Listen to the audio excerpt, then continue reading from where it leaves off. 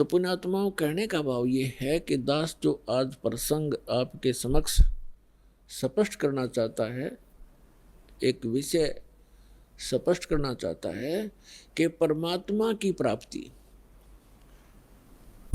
परमात्मा के दर्शन से मोक्ष की प्राप्ति परमात्मा के दर्शन से नहीं, उस परमात्मा के मंत्र से होती है।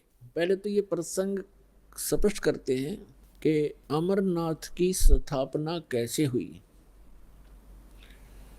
पुण्यात्मा, हमने पुराण बहुत पढ़ी हैं, पवित्र पुराण, लेकिन हमारे धर्म गुरु कोई निष्कर्ष हमें निकाल कर दे नहीं पाए, और जिस कारण से हम ऐसे उन कथाओं को याद अवश्य कर लेते थे, लेकिन हमें उनका कोई सिर पैर का पता नहीं था। जैसे पार्वती जी के 107 जन्म हो चुके थे, 108वां जन्म वो जी रही थी। भगवान शंकर वही होते थे, उनकी तब तक मृत्यु नहीं हुई थी, और पार्वती जी की 107 बार मृत्यु हो चुकी थी। और भगवान शिव जब पार्वती जी की मृत्यु होती थी बड़े व्याकुल होते थे, उनका बहुत बुरा हाल हो जाता था उस पार्वती की मृत्यु के उपरांत, उसके वियोग में। एक समय की बात है कि भगवान श्री राम वनवास के अंदर सीता जी के अपहरण के उपरांत वृक्षों से डकरा रहा था, रो रहा था, सीता की खोज पूछ रहा था, मृगों से लिपट रहा था। ऊपर से आसमान से पार्वती और शिव देख रहे थे। भगवान शिव ने श्री रामचंद्र जी अर्थात विष्णु जी को प्रणाम किया। पार्वती जी ने देखा कि किसको प्रणाम कर रहे हैं। नीचे एक व्यक्ति रो रहा है पृथ्वी पर। पार्वती जी ने पूछा, आप किसको प्रणाम कर रहे हो? भगवान शिव ने कहा कि नीचे देखो, ये भगवान को प्रणाम कर रहा हूं। कि वो व्यक्ति रो रहा है? पार्वती ने पूछा कि हाँ, ये भगवान है, परमात्मा है। पार्वती जी कहने लगी, भगवान और रो रहा है? भगवान कैसे हो सकता है जो ऐसे डकरा रहा है जनसाधारण की तरह? यानी विष्णु जी थे वो, और विष्णु जी भगवान शिव के बड़े भाई हैं। अपने बड़े भाई को वो नमस्कार कर रहे थे। पार्वती जी ने नमस्कार नहीं किया और कहा, मैं इसकी परीक्षा लूंगी और सीता रूप बना कर जाऊंगी। यदि ये मुझे पहचान लेंगे तो मैं मान लूंगी कि ये भगवान है। भगवान शिव ने कहा कि यह गलती मत करना, यदि तू सीता रूप बना लेगी तो मेरे काम की नहीं रहेगी। उस समय तो पार्वती जी ने कह दिया कि नहीं जाऊंगी, परीक्षा नहीं लूंगी। कुछ ही देर के बाद भगवान शिव के इधर उधर होते ही सीता रूप धारण किया और भगवान राम के सामने खड़ी होगी जाकर के। अब भगवान रामचंद्र जी ने कहा कि हे दक्ष पुत्री, हे दक्ष की बेटी, भगवान शिव को कहाँ छोड़ाई, अकेली क्यों आ गई?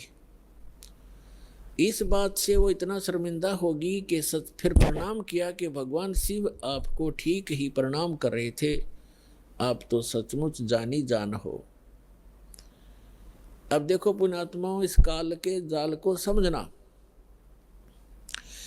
श्रीमद् भगवद गीता अध्याय नंबर 7 के श्लोक नंबर 8-9 में ये गीता ज्ञानदाता काल है, ब्रह्मा विष्णु महेश का पिता है, 21 ब्रह्मांड का स्वामी है। ये कहता है कि जितने भी मेरे अंतर्गत प्राणी हैं, चाहे वो ब्रह्मा है, चाहे विष्णु है, चाहे शिव जी है, चाहे शंकर है, चाहे राम और कृष्ण है, उन्हीं के, तो इन सभी जीवों की बुद्धि मेरे हाथ में है, मेरे कंट्रोल में है। इनका सब बलवानों का बल मैं हूँ, सब बुद्धि सबकी बुद्धि मैं हूँ, यानी मेरे हाथ में है।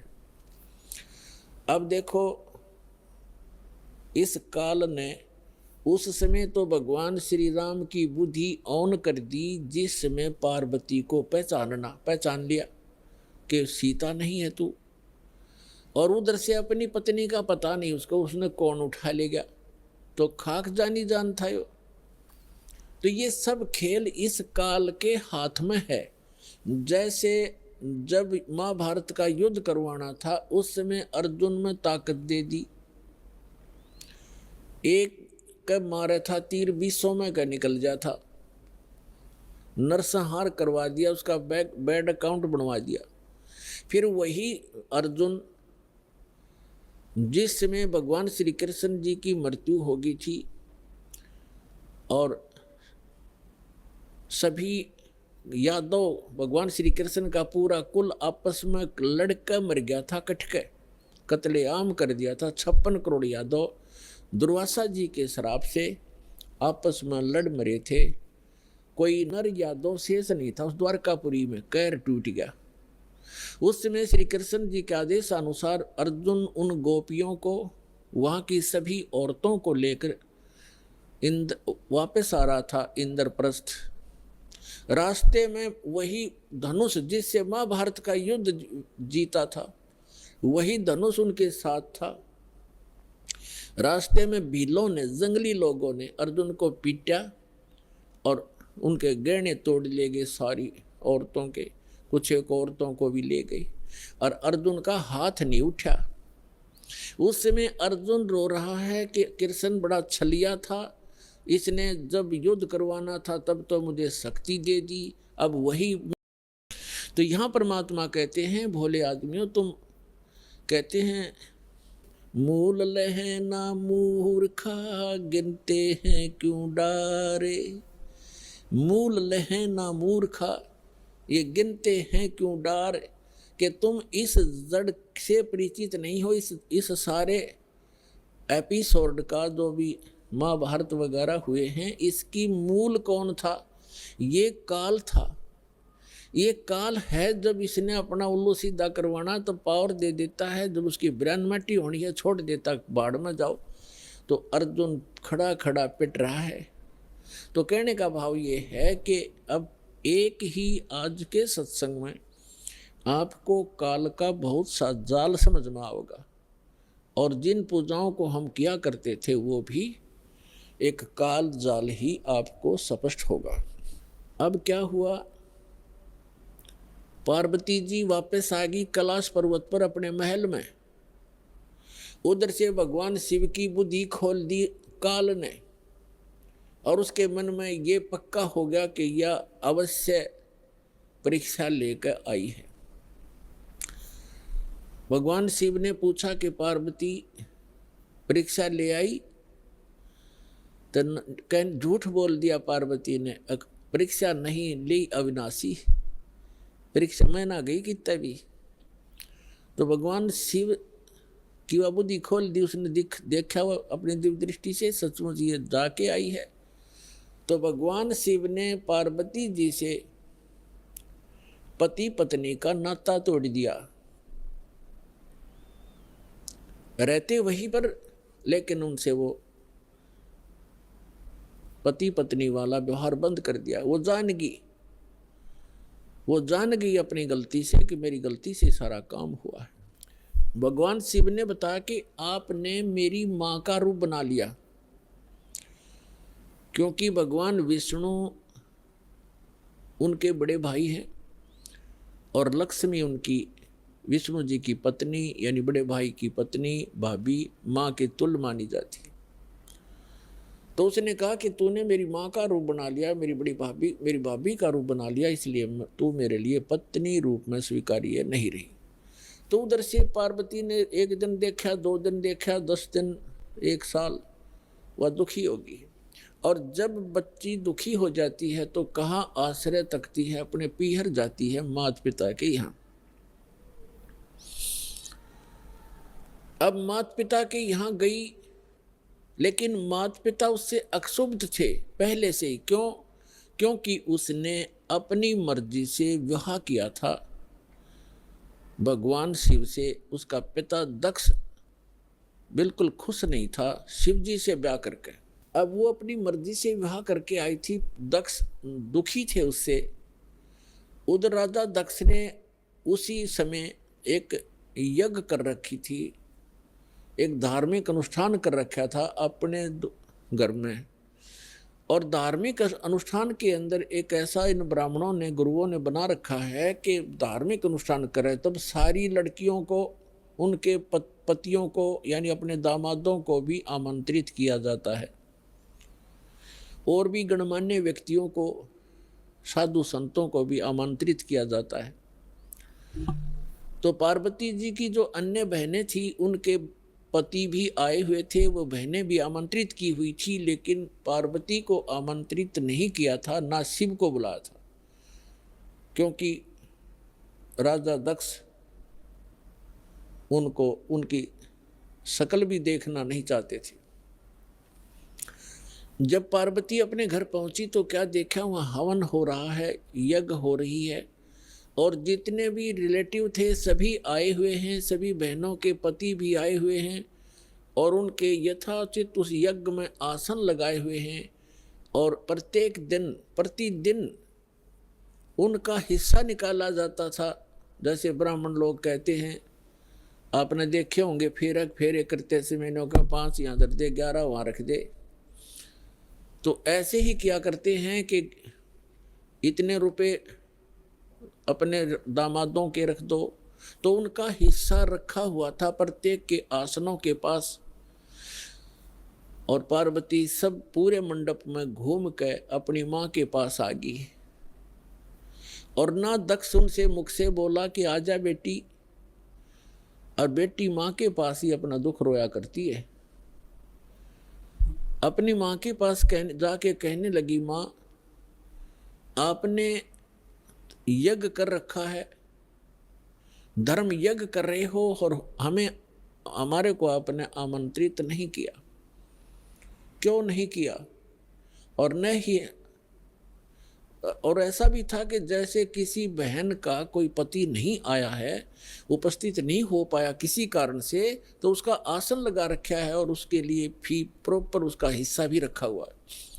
तो पार्वती जी ने कहा अपनी माँ से कि आपने ना तो अपने दामाद को आमंत्रित किया, ना मुझे किया, ना उसका आसन लगा रखा है, ऐसा भेदभाव तुमने क्यों किया हमारे से? तब माँ ने कहा कि बेटी, ना तो तू मानती मेरी बात, ना तेरा पिता मानता, तूने भी अपनी मर्जी से ब्याह किया था, इससे तेरा पिता क्षुब्ध है, और ये इस कारण से तुम्हें बुलाया नहीं। तो पार्वती जी ने अपने पिता से प्रश्न किया कि आपने न तो अपना दामाद बुलाया, ना मुझे आमंत्रित किया, क्या मैं आपकी बेटी नहीं? तो दक्ष ने कहा कि मैं ना तेरी सूरत देखना चाहता हूँ, और ना उस सर्प लपेटे हुए व्यक्ति को बुलाकर अपनी बेइज्जती करवाना चाहता हूँ, और आपको किसने बुलाया? यहाँ पर आप जा सकती हैं। इस अपमान को वो पार्वती सहन नहीं कर सकी, और एक बहुत बड़ा हवन कुंड बना रखा था को 7-8 फुट नीचा, और उसमें ये, क्योंकि राजा का यज्ञ ब्राह्मण कुंड से अपने घर से डालना था कि घेर कर लकड़ और सोवा बरबर कड़छे घेरे पूरे, लोटे के लोटे, और डीक पड़े हवन की। तो पार्वती ने कहा कि मैं करवाती हूँ तेरा यज्ञ संपूर्ण। ऐसा क्षुब्ध हुई, इतना गुस्सा मान के, और हवन कुंड में छलांग लगा कर जल गई। जल्दी सी हवन कुंड को बुझाया गया, तुरंत ही उसको निकाला गया, सारा शरीर जल गया, लेकिन अस्थि शेष रह गई, अस्थि पिंजर शेष रह गया। भगवान शिव को पता चला, ये बहुत लंबी कथा है। भगवान शिव ने फिर अपने ससुर का सिर भी काट दिया था, उसने काट दिया था, भैरव ने, जैसा भी। तो फिर क्या हुआ कि भगवान शिव जब आए तो उसने उस पार्वती के कंकाल को, जो केवल अस्थि पंजर था पूरे बॉडी का, उसको पार्वती जान के मोहवश इतना अंधे हो गए, और उसको सीने से लगाकर 10,000 वर्ष तक पार्वती पार्वती करते फिरते रहे। एक दिन भगवान ने सुदर्शन चक्र से उस पार्वती के टुकड़े टुकड़े कर दिए, उस अस्थि के, अस्थि पिंजर के। तो उसके विषय में बताते हैं कि जहाँ नैन गिरी वह नैना देवी, जहाँ धड़ गिरी उसकी वहाँ पर वैष्णो देवी। ऐसे वैष्णो देवी और नैना देवी की स्थापना हुई क्योंकि वहाँ इन पार्ट्स ऑफ द बॉडी को, शरीर के अंगों को, जहाँ नैन गिरी थी वहाँ उनकी समाधि बन दे दी और उसकी एक यादगार बना दी कि यहाँ पर ऐसी घटना घटी थी, कहीं आने वाले समय में कोई इन ऐतिहासिक और पौराणिक बातों को झूठा ना सिद्ध कर दे, इसलिए वो यादगार बनाई थी। और आज वहाँ पूजाएं शुरू होगी। ऐसी जहाँ धड़ गिरा था वहाँ पर वैष्णो देवी बना दी, एक यादगार बना दी और उसको मंदिर का रूप दे दिया, जैसे कि आने वाले समय में ये चिन्ह बना रहे, ये अवशेष बने रहे।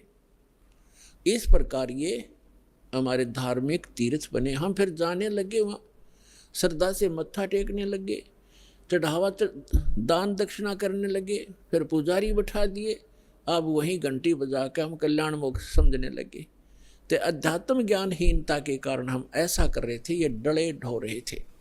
अब जो प्रसंग चल रहा है कि पार्वती जी का फिर नेक्स्ट जन्म जब हुआ, हिमालय के जन्म हुआ और शिव से विवाह हुआ।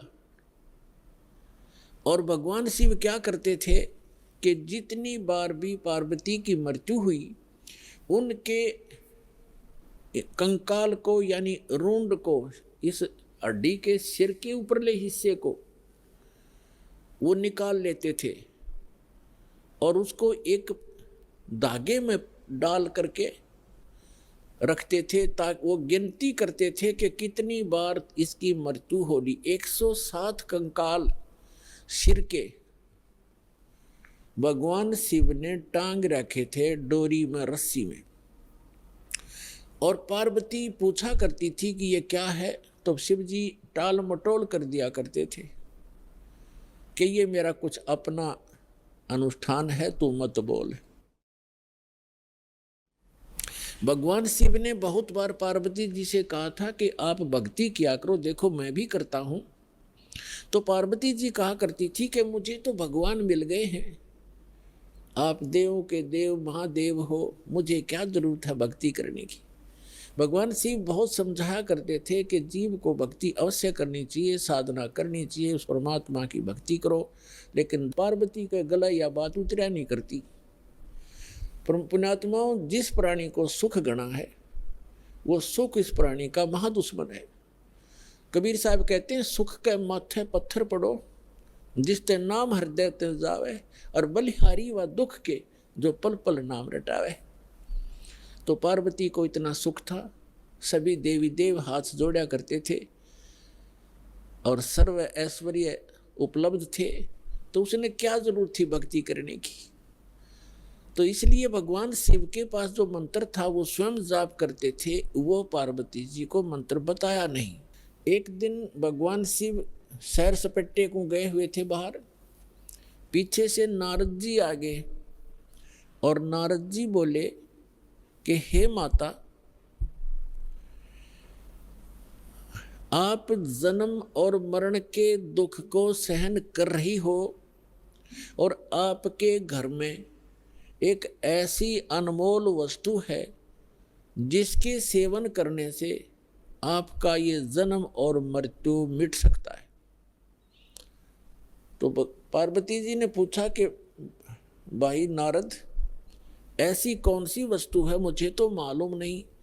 उस नारद जी ने बताया कि आप भगवान शिव के पास एक मंत्र है, अमर मंत्र, और वो किसी को नहीं बताते और स्वयं मंत्र का जाप करते हैं, जिस कारण से वो अमर हैं। और उस मंत्र के अभाव से आप जन्म और मृत्यु को प्राप्त होते रहते हो। आपका 108वां जन्म है और भगवान शिव कांस्टेंट चल रहे हैं।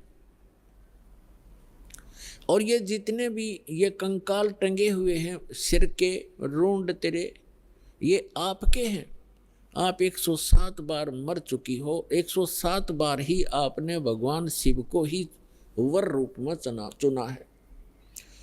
107 जन्म आपके हो चुके, 108वां चल रहा है। तो पार्वती जी का यह बात खटकेगी कि सचमुच ये मेरे ही सिर हैं, अगर आपके ही है ये। लेकिन ये बात गले नहीं उतरे कि भगवान शिव के पास ऐसा मंत्र और मुझे ना दिया हो, मुझे ना देवे, क्योंकि वो मुझे बहुत प्यार करते हैं, मेरे लिए वो सर्वस्व सौंप सकते हैं, सब कुछ दे सकते हैं। ये नहीं हो सकता नारद जी। नारद जी कहने लगे कि देख ले माता, अभी तक आपने उनको एज ए हस्बैंड ट्रीट किया है, एज ए गॉड ट्रीट नहीं किया। अभी तक आपने उसको पति रूप में व्यवहार किया है, आपने उनको भगवान नहीं समझा। और जब तक आपके हृदय में यह डिमांड नहीं होएगी, गुरु जैसे गॉड गुरु जो होते हैं वो भगवान के तुल्य ही माने जाते। तो भगवान शिव उस समय इस मंत्र के प्रदान करने वाले गुरु थे। तो नारद जी तक कह कर चले गए। अब पार्वती की नींद हराम होगी कि भगवान को आने दे, और मुझसे कोई अवश्य कोई ऐसी गलती बनी है जो ऐसी वस्तु को मुझसे छुपा रखा है, मैं अवश्य अभाग्नि कोई गलती कर रही होंगी। एकदम नम्रता आई। पहले तो पार्वती जी जैसे पति पत्नी बोलते हैं ऐसे बोला करती थी, और उस दिन आते ही चरणों में दंडवत प्रणाम किया और पैर पकड़ के रोने लगी। भगवान शिव ने पूछा कि किसने क्या कह दिया आपको, क्यों रो रहे हो, बताओ मुझे एक बार। तो पार्वती ने कहा कि आपके रहते मुझे कौन क्या कह सकता है, लेकिन मैं बहुत निकम्मी हूँ कि मैं ऐसी कोई गलती कर रही हूँ जिस कारण से आपने मुझसे एक अनमोल वस्तु छुपा रखी है। और मैं तो बालक हूँ, आप तो भगवान हो, बालकों की गलतियाँ माफ़ किया करते, मैं तो बालिका हूँ आपके सामने, और मुझे क्षमा करो, मुझसे कोई ऐसी गलती हुई। आपके पास एक अमोघ मंत्र है जिससे मेरा कल्याण हो सकता है। और तब भगवान शिव ने पूछा, भगवान शिव ने सोचा आज या कौन सा स्टेशन पकड़ेगी, या तो कदे भी इस बात के निकट भी नहीं थी, ना ऐसा मैंने कदे भाव देखा, ऐसी विनम्र नहीं देखी। तब उसने कहा कि तुझे कौन ऐसा भगवान मिल गया जो तेरी बुद्धि बदल दी। ये तेरे सतर का ज्ञान नहीं पार्वती, तेरी बुद्धि को मैं खूब जानता हूँ। तब पार्वती जी ने कहा कि नारद जी आए थे, उन्होंने मुझे बताया है कि ये जितने भी ये कंकाल टंगे हुए इस माला में, ये मेरे सिर के, मेरे मुंह के रुंड, ये मेरे ही बताए हैं। मैं 107 बार मर चुकी हूँ और आपको ही पति बनाया है मैंने। हे भगवान, क्या मैं मरती थी, आप मुझे कितना प्यार करते हो, और ये जब मैं मरती थी तो क्या आपको दुख नहीं होता था, और फिर भी आपने मुझे वह वस्तु नहीं दी जिससे मैं आपके जीवन तक तो जीवित रह सकती थी, इस मंत्र से, ऐसा बताया है। तब भगवान शिव ने कहा कि सचमुच ये सब सिर तेरे ही हैं और गिनती के लिए रखे हुए हैं ताकि तेरी बुद्धि ठिकाना आ जा, इसलिए रखे। और ये दिन आ गया आज। तो परमात्मा ने, भगवान शिव ने कहा कि आज तक मैं तेरी मृत्यु के उपरांत मैं कितना दुखी हुआ करता, वो तो मेरा मन जाने।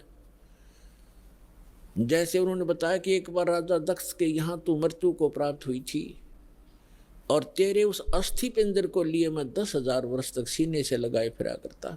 मैं इतना पागल की तरह तेरे ऊपर आसक्त था, तेरे वियोग में मैं इतना दुखी होता था, और फिर भी मैं आपको, पार्वती ने कहा कि फिर भी आपने मुझे ये मंत्र क्यों नहीं दिया जिससे मैं मरती नहीं और आपके साथ ही रहती। तब भगवान शिव ने कहा कि ये मंत्र ऐसे नहीं दिया जा सकता, जब तक जिज्ञासा प्रबल ना हो इस मंत्र के बताने का कोई लाभ नहीं बताने वाले को, बल्कि पाप ही लगता है। अब जैसे एक सीप होती है जिससे मोती बनते हैं, सीप जिससे मोती बनते हैं। एक जीव होता है समुद्र में, उसका ऊपर का जो बॉडी होता है वो बहुत सख्त होता है और छोटा सा सीप होता है, और वो जिस समय समुद्र के अंदर एक ऐसा वातावरण बनता है उसको प्यास लगती है और वो समुद्र के जल को ग्रहण नहीं करती, वो ऊपर आ जाती है सतह पर, पानी के ऊपर की सतह पर। और जब स्वाति नक्षत्र में, स्वाति नक्षत्र की ऊपर से कोई बूंद आसमान से उसके मुख पर गिर जाती है उस समय, तो उस बूंद से जब मुंह खुला हो सीप का, उसकी डिमांड होती है उस बूंद की, आसमान के पानी की बूंद की, और उसमें मुंह खुला हो और उसमें वर्षा हो रही हो, तो मुंह खुले हुए पर एक ही बूंद पर्याप्त है उसमें मोती बनाने के लिए। और मुंह खुला ना हो और सीप बेशक ऊपर सतह पर जल के ऊपर घूम रही हो, चाहे सारा सामन बरस जा, उस मोती नहीं बन सकता क्योंकि उसका मुंह खुला नहीं है। तो ऐसे ऊपर बगैर मुंह खुले और उस बूंद की कोई वैल्यू नहीं है, व्यर्थ जाती है। ठीक इसी प्रकार भगवान शिव ने बताया कि आपके अंतःकरण का मुंह खुला नहीं था, आपके अंदर ये जिज्ञासा उत्पन्न नहीं हुई थी, इसकी डिमांड नहीं हुई थी। और आज नारद जी ने आपके अंदर ये प्रेरणा पैदा करके आपके अंतःकरण की वो डिमांड प्रेरित कर दिया, आपको आपकी प्रबल इच्छा होगी। अब ये मंत्र दूंगा पार्वती तो तेरा काम करेगा। पहले मैंने बहुत बार कोशिश की थी कि आपको ये मंत्र दूं, लेकिन आपने तो कान्ना पे कटाड़ी सारी बात, और कभी भी नहीं आपने भक्ति करने की सोची भी नहीं। अगर आप मेरे ज्ञान को सुनती तो मैं ये मंत्र आपको प्रेरित करके ये मंत्र भी देता, लेकिन ये ऐसा अनमोल मंत्र है, बगैर जिज्ञासु के और प्रबल इच्छा हुए बिना ये देना व्यर्थ होता है। इसलिए मैंने आपको मरते हुए भी देखा, मैं रोता भी था, डकराता था, टक्कर मारता था, लेकिन ये अनमोल वस्तु दे नहीं सकता था। तो पुण्यात्माओं, उस मंत्र को कितना कॉन्फिडेंस रखा गया था भगवान शिव के द्वारा। पार्वती के अतिरिक्त उन्होंने किसी को ये मंत्र फिर खोला भी नहीं। अब पार्वती से कहा कि इस मंत्र को मैं उस स्थान पर दूंगा, कोई अन्य जीव जंतु ना सुन ले। तो वो कहाँ ले गए उनको? वहां ले गए जहां आज अमरनाथ नाम से स्थान प्रसिद्ध है। वहां एक उस स्थान पर एक सूखा वृक्ष था, सूखा वृक्ष खड़ा था, उसके पत्ते नहीं थे, टहनी अवश्य खड़ी थी, पत्तों रहित सूखी। और उसकी एक खोगड़ माने वृक्ष के अंदर एक उसके तने में एक सुराख बन जाता अपने आप ही कुदरती, और उसमें एक मादा तोते ने अंडे दे रखे थे, उत्पन्न कर रखे थे। एक तोते के अंडे थे उसमें। तो भगवान शिव ने देखा कि आसपास, क्योंकि अगर कोई हरे वृक्ष के नीचे बैठते हैं तो कोई ना कोई पक्षी भी आकर बैठ सकता था, दिखाई नहीं देता, इसलिए ऐसे सूखे वृक्ष के नीचे बैठे जाकर कि कोई पक्षी भी निकट आवेगा तो पता लग जाएगा। तो उससे पहले भगवान शिव ने अपने दोनों हाथों को ऐसे जोर से बजाया 3 बार, और इतना भयंकर नाद हुआ, आसपास के पक्षी और पशु सैकड़ों किलोमीटर दूर उड़कर चले गए, इतने भयभीत हो गए। और जो अंडे थे वो भी बच्चे बनकर उड़ गए। एक अंडा वो खराब था, डिफेक्टिव था, वो वहां रह गया। अब पुण्यात्माओं देखना, ये है कंप्लीट स्पिरिचुअल नॉलेज। ये संपूर्ण अध्यात्म ज्ञान है। अब आप देखते हो जैसे अस्थि उठाते हैं, अस्थि फूल उठाते हैं, जो हार्ड जीव के, मनुष्य के, स्त्री या पुरुष के जला दिए जाते हैं, शरीर को अंतिम संस्कार कर दिया जाता है शरीर का, उसके बाद उसके कुछ कण हड्डियों के बच जाते हैं, उनको फूल बोलते हैं, अस्थि बोलते हैं।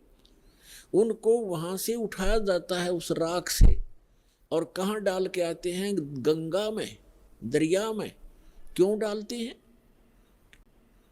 ये तो एक बहकाने वाली बात है कि वहाँ गति करवाने जाते हैं। मरने के बाद जीव चला गया जहाँ जाना था, उन हड्डियों के कहीं फेंकने से, दरिया में डालने से गति होती है। उसका मूल उद्देश्य ये है कि जैसे हम जिस बॉडी में रहे हैं, ये शरीर हमने सबसे प्रिय है। इंसान कोई रोगी हो जाता है, रोग भयंकर होता है, उसमें बहुत इलाज करवाना पड़ता है, तो अपने मकान और ज़मीन को भी बेचकर इस शरीर को सुरक्षित रखना चाहता है। ये कितना प्रिय होता है।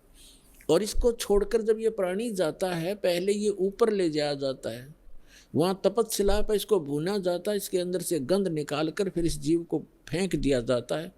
ये आकाश मार्ग से आकर धर्मराज के दरबार में पंक्ति में खड़ा हो जाता है। इस प्रोसेस में इसको 10-12 दिन लग जाते हैं। इसलिए 13वें दिन ये वापस आ जाता है, जहाँ इसने गधा बनना है, कुत्ता बनना है, सूर बनना है या भूत बनना है, उस लाइन में फिर लग जाता है। तो ये प्रेत बन जाते हैं अधिकतर। भूत पूज कर भूत बनेंगे, तो हम सब भूतों की पूजा ही करते थे। तो प्रेत बनकर आता है कहाँ? अपने घर में। घर से फिर अपने शरीर को खोजता है, मेरा शरीर कहाँ, उसमें प्रवेश करूं। फिर वो वहाँ से चलता चलता जाता है, क्योंकि एक फिल्म सी बनी होती है, वो फिर वहाँ जाता है जहाँ उसका अंतिम संस्कार किया होता है। तो वहाँ अगर वो अस्थि नहीं उठाई जाती है, तो वो जीव उन अस्थियों को चिपक जाता, मेरी है, ये मेरी है, उनका चिपका रहता वहाँ पर। और उन्होंने, जिन गुरुओं को ज्ञान तो था नहीं, उन्होंने सोचा कि ये अस्थि अगर यहाँ से उठा कर और कहीं फेंक आवें, दरिया में डाल दें, तो ये उस प्रेत का हाथ ना लगे, वो यहाँ चिपक कर ना बैठे इन शमशान घाट में, यहाँ गांव में ना रहे, कहीं और चला जा। इसलिए उसको उठाकर उनकी अस्थियों को जल प्रवाह कर देते हैं। वहाँ डालने के बाद फिर इसको पता ही नहीं लगता वो कहाँ गई। इनका ये उद्देश्य होता है कि वो वहाँ से जगह छोड़ जावे, उनकी खोज में उड़ा गंगा किनारे धक्के खाता रहे। तो पुणात्मा, ये अस्थि उठाने की ये प्रक्रिया यहाँ से चली है। और इसे उठाओ या ना उठाओ, ये कोई फायदा नहीं, उसमें कोई लाभ या हानि नहीं है उस जीव को जो चला गया शरीर को छोड़कर बाद की क्रियाओं से। अब ऐसे ही जैसे आपको बहुत बार बताया है कि इस प्राणी को मानव शरीर 2 प्रकार से प्राप्त होता है। एक तो 84 लाख योनियों को भोग गए, एक टर्न वाइज एक मानव शरीर कंपल्सरी प्राप्त होता है। और दूसरे प्रकार का वो होता है जो शुभ संस्कारों से लगातार भी कई मनुष्य जीवन आपके पूर्व जन्म के पुण्य संस्कारों से हो जाते हैं। तो एक सुखदेव नाम के ऋषि हुए, फिर वो बाद में उनकी आत्मा 84 लाख योनियों को भोगती भोगती, और तोते का संस्कार था उसका। अब तोते में उसका इतना ही संस्कार था कि उस गंदे अंडे में ही उसकी वो अंडा उसके निमित्त था वो अंडा। जैसे गर्भ में ही कई बच्चे मर जाते हैं, तो उनका उतना ही संस्कार होता है उस मनुष्य जीवन का। तो वो पूरा कर लिया उसने, एक मनुष्य जीवन, गर्भ में मर जाना, बाहर आते ही मर जाना, इस तरह। अब उसका संस्कार था इतना ही कि उस अंडे में उसकी आत्मा आई और अंडा गंदा हो गया। अब उसके बाद भी वो उसका चिपका रहा कि मेरा है, वो आत्मा वही रही और बाकी अंडे जो स्वस्थ थे भगवान शिव की अपनी जो धारणा से कि आसपास कोई अंडा हो वो भी स्वस्थ हो जाए, तो वो उस ताड़ी बजाने से अंडे बच्चे बनकर और पक्षी बनकर उड़ गए। अब वो संस्कार था उसका ऐसा ही निर्धारित था कि वहाँ भगवान शिव कथा सुनाएगा पार्वती को, और उसके संस्कार से फिर वो परमात्मा, क्योंकि कोई भी ज्ञान उपदेश दिया जाता है पहले सत्संग किया जाता है। तो भगवान शिव ने पार्वती को पहले उस अमर परमात्मा की कथा सुनाई कि कोई ऐसी शक्ति है, इनको वैसे ज्ञान नहीं, लेकिन वेदों से जैसा इनको ज्ञान प्राप्त हुआ तो ये बता रहे थे कि पार्वती उस परमात्मा की भक्ति करनी चाहिए, उस भगवान की भक्ति से जीव का मोक्ष होता है। और मानव शरीर, इन देवताओं को भी ये मानव शरीर माना जाता है, और मानव शरीर ये भगवान की साधना उपासना के लिए ही प्राप्त होता है। और फिर वो बताने लगे कि ध्यान लगाओ, मैं बताता जाता हूँ, जहाँ टारगेट मैं आपको बताऊँ आपकी सुरती वहीं पहुँचे। क्या बताया कि मूल कमल जो गुदा के पास है, रीढ़ की हड्डी के अंदर की तरफ, उसमें गणेश जी का वास है और उसका किलियम जाप है, और ऐसे इसको ऐसे ऐसे बोल। फिर बताया कि उससे 2 उंगल ऊपर सावित्री और ब्रह्मा जी का कमल है, उसका ये मंत्र है। फिर बताया शरीर के इसके ऊपर नाभि कमल है, उसमें विष्णु और लक्ष्मी का वास है, और वहाँ पर ये मंत्र है जो आपको दिए जाते हैं, इनको जाप करो। उसके बाद फिर हृदय कमल है, उसमें महादेव और पार्वती का स्थान है। अपनात्माओं, ये डीला आपको बहुत देर से समझ में आओगा। ये ज्ञान आपको पहले भी बताया है कि ये काल क्या लीला करता है।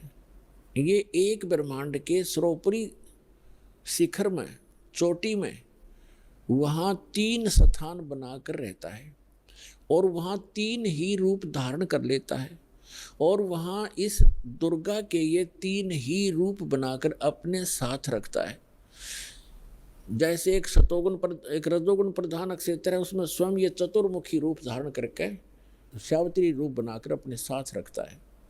एक सतोगुण प्रधान क्षेत्र है, उसमें ये स्वयं विष्णु रूप धारण कर लेता है और लक्ष्मी को, और उसको दुर्गा को लक्ष्मी रूप में रखता है। और तीसरा वहाँ पर एक तमोगुण प्रधान क्षेत्र है, उसमें ये स्वयं अपना शिव रूप धारण करके, जैसा शिव आप देखते हो, और उसके 5 मुख हैं, उसके शिव के भी 5 मुख हैं। वहाँ पर जब ये बनाता है वो 2-1 भी रख लेता है, ऐसा इसकी लीला। तो वह 10-10 भी मुख बना सकता है ये, वहाँ 10-1000 तक ये मुख बना सकता है ये काल। तो वहाँ ये शिव रूप में रहता है और दुर्गा को पार्वती रूप में रखता है। तो जो हमारे कमलों के अंदर जो हमने जो दिखाई देंगे देवता, वो वही उसी का रिफ्लेक्शन दिखता है। और वहाँ के इन स्थानों के इंचार्ज ये इनके पुत्र होते हैं, जहाँ इनके कार्यालय हैं, जैसे शिवपुरी है, विष्णुपुरी है, ब्रह्मापुरी है, ये अलग हैं, और वहाँ पर रिफ्लेक्शन उसका ही आता है। और वहाँ जो जीव इस मंत्र की साधना करते हैं, उनकी साधना का अकाउंट ये इसके पुत्र रखते हैं। जैसे हम ब्रह्मा जी और सावित्री का जाप करते हैं, तो वो अकाउंट इनके पास जाएगा, अकाउंट यही रखेंगे ये ब्रह्मा विष्णु महेश ही अलग से। तो पुण्यात्माओं, ये PhD का मार्ग है, धीरे धीरे आपका समझ में आएगा। तो यहाँ शिव बता रहा है कि हृदय कमल में शिव और पार्वती का स्थान है, इसके ऐसे 12 पंखुड़ियाँ हैं, इसका ये मंत्र है। फिर कंठ कमल में देखिए दुर्गा का स्थान है, और इसमें इतने कमल हैं, 16 पंखुड़ी हैं, और इसका ये मंत्र है। तो ऐसे जब वो जाप करती हुई जा रही थी, फिर कहा कि त्रिकुटी में की तरफ चलो पार्वती। अब जो ही वो ऊपर को उठी, यहाँ से समाधिस्थ हो गई वो, क्योंकि पुण्यात्माएं जो होती हैं उनका शरीर एक बहुत कोमल होता है, उनमें इतने विकार नहीं होते जैसे हम कलयुग में आ गए। सतयुग में क्या था, सतयुग में प्रत्येक व्यक्ति कोई भी था जन साधारण भी और ब्राह्मण गुरु भी, उनकी समाधि तुरंत लग जाया करती थी, क्योंकि शरीर इतना पिछले पुनः संस्कारों से इतना कोमल होता था, इतना स्वच्छ होता था, अंदर से सब नसें सब वो उनका साफ होता था, बहुत आसानी से समाधि लग जाती थी। तो ऐसी वो देव स्वरूप शरीर था पार्वती का, तो स्वयं उनका एकदम समाधि लग गई। वो अंदर सुरती उसकी कमलों में चली गई और उन कमलों में घुसकर वो नज़ारा देखने लगी। अब जैसे पुण्यात्माओं, आप सिनेमा देखने जाते थे पहले, अब तो नहीं देखेंगे हम, पहले सिनेमा देखने जाते थे 3 घंटे, 3 घंटा का न्यू पता नहीं चला था किस में गए, क्योंकि कभी कुछ देख रहे हैं, कभी कुछ देख रहे हैं, कभी कुछ देख रहे हैं, 1 सेकंड में वो होया पावा था, खत्म होगी भाई। और बस स्टैंड पे बस की इंतजार कर ले, 10 मिनट में 20 बार उठेगा, 10 बार बैठेगा, आई किसी आई। तो इस तरह हम जो समाधिस्थ ऋषि होते थे, इनकी काल रोल मारा करता, इन्हें मूर्ख बनाया करता। जैसे किसी भी एक कमल में ये प्रवेश कर गए, एक कमल जैसे टीवी चैनल में कोई चैनल ऑन कर लिया और उसमें जो भी नज़ारे हैं वो यहाँ से बिल्कुल हटकर हैं, और वो ऐसे दृश्य हैं ये मन देखता देखता दंग रह जाता है, इसको पता नहीं चलता कितना समय बीत गया। तो इस प्रकार वो काफ़ी समय तक ये नज़ारे देखा करते, मोक्ष नहीं हुआ इनका। तो जो दास आपको कंसेप्ट क्लियर करने जा रहा है, इस प्रकार पार्वती का कोई चैनल ऑन हो गया और उस चैनल में वह घुस गई, लागी सिनेमा देखने। अब जब सुरती चली जाती है दूर तो आभास शरीर को नहीं होता। जैसे हमने कई बार देखा कि बातें कर रहे होते हैं बस स्टैंड पर, और कुछ जो हमें नहीं ज़रूरत जिन व्हीकलों की, जैसे हम इंतज़ार कर रहे हैं बस की, अरे कोई ट्रक आ गया और उसके हमारे पास से गुजर गया हॉर्न देता हुआ, हमें पता भी नहीं वो हॉर्न कब देकर बजा के चला गया। हम इतने उन बातों में मगन हो गए, इतनी सुरती हमारी वहाँ से हट गई। तो ऐसे पार्वती की सुरती हट गई और शिव जी बता रहे थे कि ऊपर देखो मूल कमल में आपको ऐसे दिखाई देगा, हृदय कमल में ऐसे दिखेगा। तो पार्वती की समाधि लगी, किसी कमल में पहुंच गई, वह घुस गई उसमें, वह सैर सपट्टे कर रही। उधर से वो गंदा अंडा जो था तोते का, वो स्वस्थ हो गया भगवान की चर्चा सुन के। और एक महापुरुष के मुख से वो जल्दी असर करती है। तो उसी समय वो स्वस्थ होकर अंडे से बाहर निकल कर बच्चा भी बन गया तोते का। और वो तोता फिर भगवान शिव बता रहे हैं कि ये मंत्र जाप करो, इसको ऐसे ऐसे जाप करो, किलियम किलियम जपो गौरा, सुन मंडल में पहुँचा बोरा। इस पर काफी लंबा प्रकरण है, फिर बताएंगे। और ऐसे हरियम हरियम जपो, तो सारा बता रहा था। तो वो बता रहा था, पहले तो पार्वती कह रही थी हाँ ऐसा ऐसा है, हाँ जी हाँ जी। तो फिर तोता लग गया कहने हाँ जी। अब पार्वती तो समाधिस्थ, भगवान शिव ने अला के देखा हुआ तो समाधिस्थ हो रही है, और हाँ जी की आवाज कहाँ से आ रही है। तो जब उसने देखा कि अवश्य यहाँ कोई व्यक्ति है, इधर उधर देखा तो तोते ने सोचा भी शिव जी पकड़ेगा, तेरी टिटवी दाबेगा। अब वो उड़ लिया, तोता वहां से उड़ लिया फर्र दे ही करके। अब शिव जी ने देखा कि इसने मेरा मंत्र प्राप्त कर लिया, और तोता बड़ा बदमाश होता है, यो किताब बोल रहेगा इसने। और ये ऐसे बताने से किसी व्यक्ति के हाथ लग गया। जैसे ये राक्षस क्यों बन गए, जो साधना करते थे मर्यादा तोड़ गए, सब विकार करने लग गए, और उस भक्ति की से उसमें सिद्धियां उतनी ही आ गई जो देवताओं में थी, लेकिन उनके कर्म बिगड़ गए, तो वो बराबर की शक्ति युक्त हो गए और दुखदायी एलिमेंट बन गए। इसलिए इन मंत्रों को अभी तक हम गुप्त रखते हैं कि एक आम जो बगैर किसी अधिकारी के इसको दिया नहीं जा सकता, यह हानि कर सकता है, फिर आम समाज के लिए भी दुखदायी बन जाता है। तो ये कारण था कि आम व्यक्ति को जनसाधारण कहते हैं भाई ये मंत्रों को तुम्हारे गुरुजी गुप्त क्यों रखते हैं। अब उनको क्या पता, जगत को भगत की मर्यादाओं का ज्ञान नहीं होता, तो श्रेयाम सार्वजनिक क्यों नहीं करते, वो सबको क्यों नहीं बताते। कोई बात है, अब आपके पास 20 लाख रुपये हैं तो बांट देना सबको, खड़ा होगा गली में बांट दे, 10-10 रुपये, 100-100, 500, 1000-1000, जब तेन कहेगा कौन से बेटे ने दूँ तो उनसा ठीक ठाक रखे, खराब ना कर दे। तो ये एक अनमोल धन है, ऐसे नहीं बांटा जाता। तो भगवान शिव पीछे पीछे और तोता आगे आगे, दोनों में सिद्धि। उस मंत्र से वो भी मंत्रित होकर के सिद्धि युक्त हो गया और वो भाग लिया। आगे तोते का शरीर छोड़कर वेद व्यास की पत्नी ने जमाई ली, उसके माध्यम से वो सूक्ष्म रूप से गर्भ में पहुंच गया। और जब उनका मिलन हुआ पति पत्नी का, तो उस समय उसने उसमें बॉडी धारण कर ली वेद व्यास और उसकी पत्नी से, और गर्भ में रहा। तो भगवान शिव आए पीछे पीछे और कहा कि पार्वती, वो व्यास की पत्नी, तेरे पेट में मेरे ज्ञान का चोर है, मैं इसे मारूंगा। तो उसने कहा कि क्यों मारोगे, क्या क्या गुस्ताखी कर दी, यदि कोई जीव, मुझे तो मालूम नहीं, आप तो अंतर्यामी हैं भगवान, आपने को पता होगा, क्या बात होगी कि इसने मेरा अमर मंत्र चुरा लिया, सुन लिया, और ये अमर हो गया, और कहीं ये किसी और को बताओगा, इसलिए मैं इसे खत्म करूंगा, मारूंगा। तो व्यास की पत्नी कहने लगी, बोले नाथ, एक तरफ तो आप कहते हो ये अमर हो गया, अमर हो गया तो आप मारोगे कैसे इसको? तो शिव जी वहां से आ गया, भाई बात तो ठीक है, गर्भ में ऐसे साधक को हानि नहीं पहुंचा सकता, जो पूर्व जन्म के कुछ संस्कारी होते वो गर्भपात से मरण नहीं होता उनका। और फिर व्यास जी और उसकी पत्नी भी साधक थे, तो साधक को कोई भी देव जो हानि नहीं पहुंचा सकता।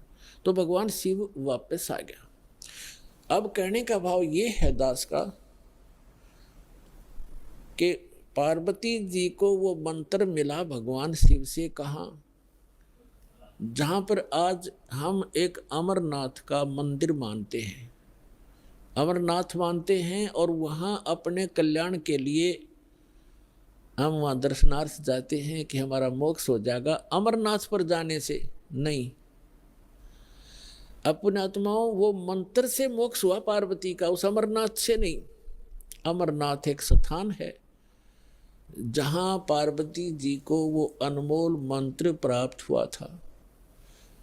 अब इस दास के पास वो कंप्लीट स्पिरिचुअल नॉलेज है, वो अमर मंत्र है।